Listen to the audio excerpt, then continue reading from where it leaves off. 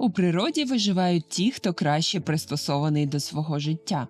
Саме тому виникає дивне питання – навіщо природі створювати жука з такими величезними щелепами? Вони важкі, незручні та роблять його одним із найдивніших створінь серед усіх комах України.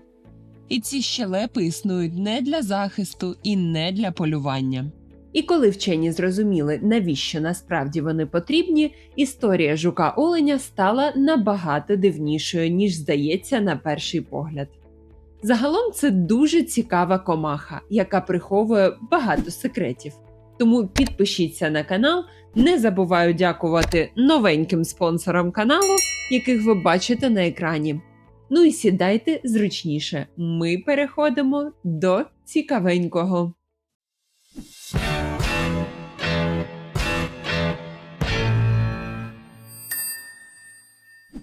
Ми бачимо лише фінальну стадію його життя. Не всі знають, що дорослий жук-олень живе значно менше, ніж його личинка. Найдовша частина його життя проходить приховано від людей і може тривати до 6 років. За цей час майбутній жук повільно виїдає трухляву деревину, росте і накопичує ресурси. Коли він нарешті виходить назовні, у нього залишається всього кілька місяців. Фактично ми бачимо істоту в останній главі її життя. І тут виникає дивне відчуття. Поки людина встигає змінити кілька етапів свого життя, жук-олень усе ще готується до свого єдиного виходу назовні. Саме тому зустріч із ним така рідкісна. Ми бачимо лише результат багаторічного процесу, який майже ніколи не потрапляє на очі людям. Найцікавіше, що більшість жуків, яких ми зустрічаємо влітку, почали свій шлях багато років тому, коли навколишній ліс виглядав зовсім інакше. І поки вони росли в темряві, їхня доля вже залежала від того, чи переживе старе дерево, яке стало їхнім домом. Частина життя проходить усередині мертвої деревини.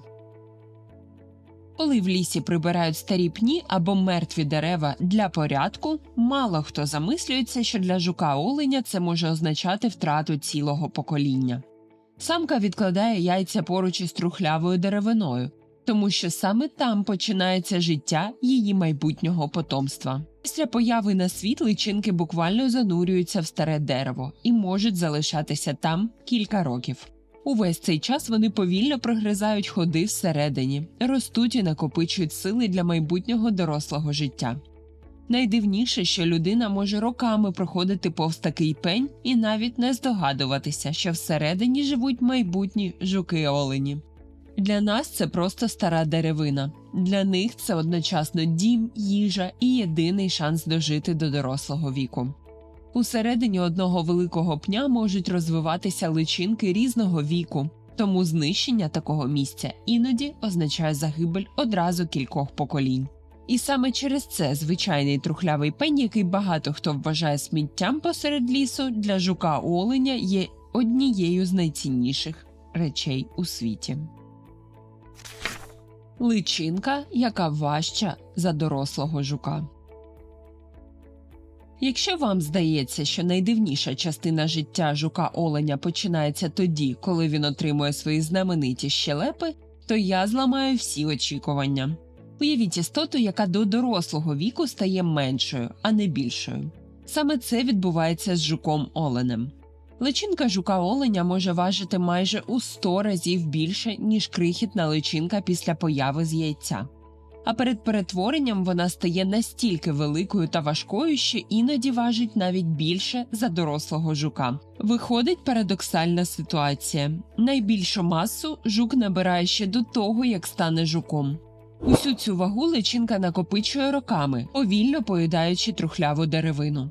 Саме тому старі дубові пні для неї такі важливі. Вони працюють як величезний склад енергії, яку майбутній жук поступово відкладає про запас. І тут починається найцікавіше. Коли настає час перетворення, значна частина цих запасів буквально йде на будівництво нового тіла. Фактично, дорослий жук-олень створюється з ресурсів, які личинка збирала кілька років поспіль. Тому, коли ви бачите дорослого жука з величезними щелепами, перед вами не просто комаха. Перед вами результат багаторічного накопичення ресурсів. Усе, що він має, його розміри, сила і навіть його знамениті щелепи, було оплачено роками життя всередині старого дерева. Він виглядає небезпечним, але майже беззахисний. Якщо ви раптом побачите жука-оленя вперше, навряд чи вам захочеться взяти його в руки. Його величезні щелепи виглядають так, ніби він готовий атакувати будь-кого, хто наблизиться. Саме через цю зовнішність багато людей вважають його одним із найнебезпечніших жуків України. Але тут ховається дивний парадокс. Усе своє життя він готується до виходу на поверхню. А коли нарешті виходить, стає легкою здобиччю для птахів, їжаків та інших хижаків. Деякі жуки гинуть, навіть не встигнувши знайти пару. Ще сумніше, що багато з них закінчують життя під колесами автомобілів, коли перелітають дороги теплими літніми вечорами. Виходить дивна картина. Комаха, яка виглядає як маленький броньований монстр, насправді живе в режимі постійного ризику. І найнебезпечніший ворог для неї – часто навіть не хижак. Чому їх стає менше? Жук-олень може програти свою головну битву ще до того, як народиться. Більшість людей шукають причину в хижаках або змінах клімату, але проблема часто починається значно раніше. Як я вже казала, для розвитку личинок потрібна стара трухлява деревина, особливо дубова. Саме там проходять роки їхнього життя. Але такі дерева все частіше зникають. Старі пні пробирають, сухостій спилюють, а мертву деревину вважають чимось зайвим. У результаті майбутні жуки просто втрачають місце, де могли б вирости. Найжорстокіше те, що наслідки стають помітними не одразу. Дерево прибрали сьогодні, а дорослі жуки, які мали з'явитися з нього через 3-4 або навіть 6 років, уже ніколи не з'являться. Фактично, ціле покоління може зникнути ще до того, як хтось дізнається про його існування.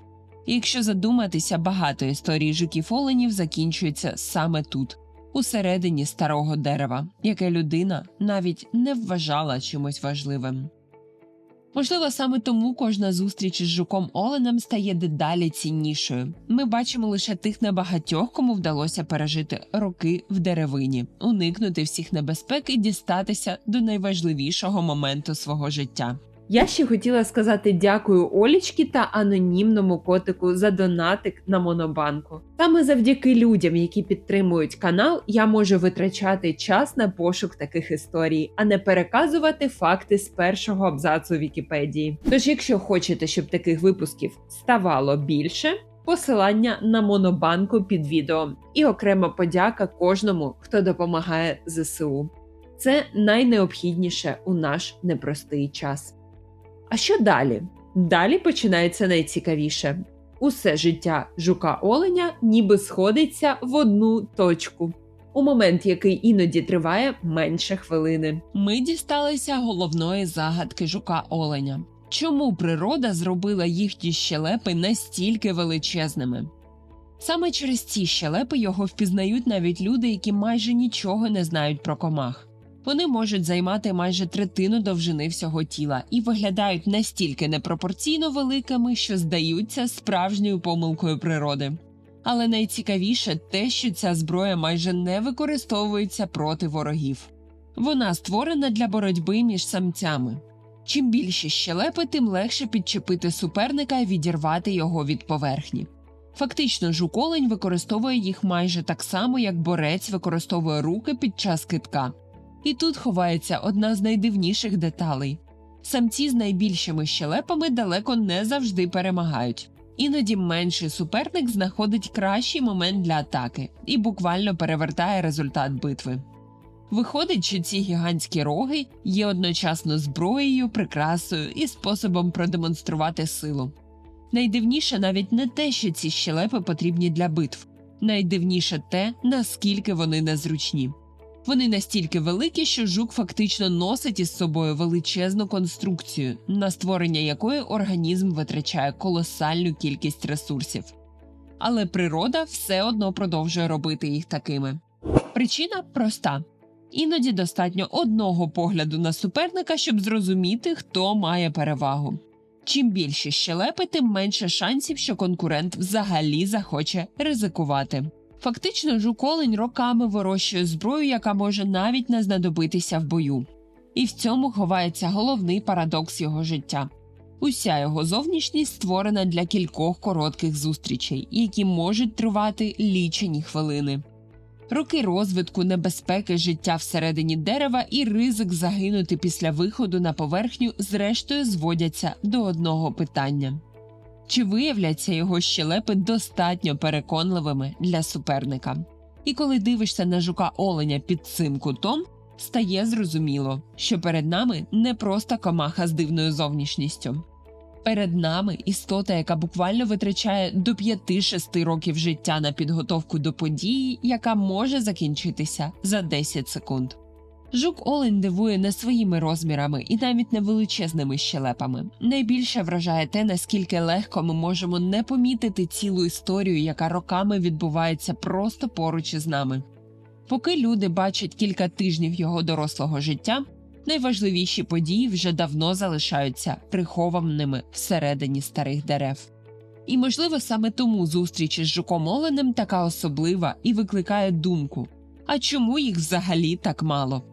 Перед вами не просто комаха, а результат багаторічної боротьби, яку більшість людей ніколи не побачить. У момент, заради якого природа подарувала йому найдивнішу зброю серед усіх жуків України. Якщо вам було цікаво, підтримайте канал вподобайкою та підпискою. Будь ласка, це важливо для алгоритмів Ютуба. Ну і щоб не загубити мене у цьому величезному світі інформації. Ну і взагалі зі мною ж цікавіше, правда? Згодьтесь. А в коментарях напишіть, який факт про жука-оленя здивував вас найбільше. Життя всередині дерева, битви за самку чи те, що його личинка може бути важчою за дорослого жука.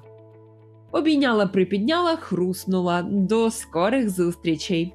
Бережіть себе, природу та нашу батьківщину. Допомагайте безпритульним тваринкам. Слава Україні та її героям та героїням!